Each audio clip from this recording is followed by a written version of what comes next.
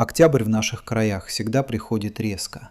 Только вчера стояли сухие погожие дни, а сегодня все, небо затянуло серой хмарью, с обеда сеет то ли мелкая морось, то ли ледяная крупа, и сумерки в старом ельнике сгущаются мгновенно.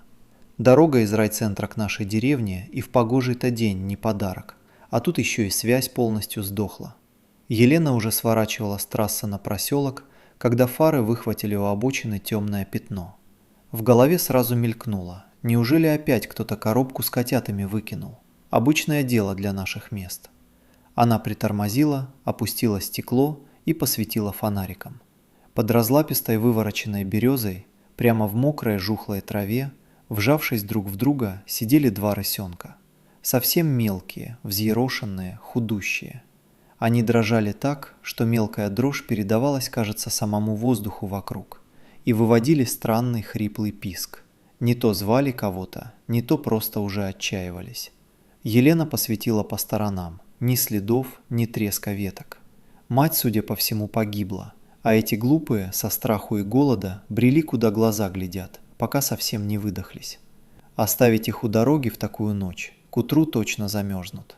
А брать страшно. Зверь все-таки дикий, пускай и маленький, но когти уже будь здоров. Да и мало ли, вдруг мать где-то рядом. Руки заметно подрагивали, пока она доставала из багажника старую промасленную куртку и натягивала плотные перчатки. Кое-как сгребла шипящий колючий комок, завернула в куртку и утащила на заднее сиденье. Дома началась откровенная суета. Поставила у батареи глубокую коробку, обложила полотенцами, достала кухонные весы. 1,5 килограмма живого веса в каждом, одни кости да шерсть. Лакать молоко из миски они не умели. Пипетки под рукой не оказалось, поэтому Елена приспособила обычный шприц без иглы и всю ночь по капле спаивала им теплую смесь. Рысята сначала крутились, выплевывали, измазали все кругом, но часа в 3 ночи наконец сообразили, втянули животы и притихли, перестали колотиться от холода. С самого утра Елена стала обзванивать кого только можно. В обычный приют для собак таких гостей не сдашь, там только руками разведут. К вечеру через знакомых удалось выйти на волонтеров из лесного центра реабилитации диких животных. Ребята смогли пробиться к нам в деревню только через день.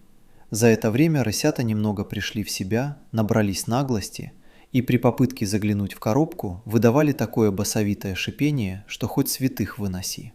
Приехавший специалист только ухмыльнулся. «Отлично, злятся, значит дикость не потеряли. Приручать их нам никак нельзя». Малышей пересадили в мягкие переноски и увезли.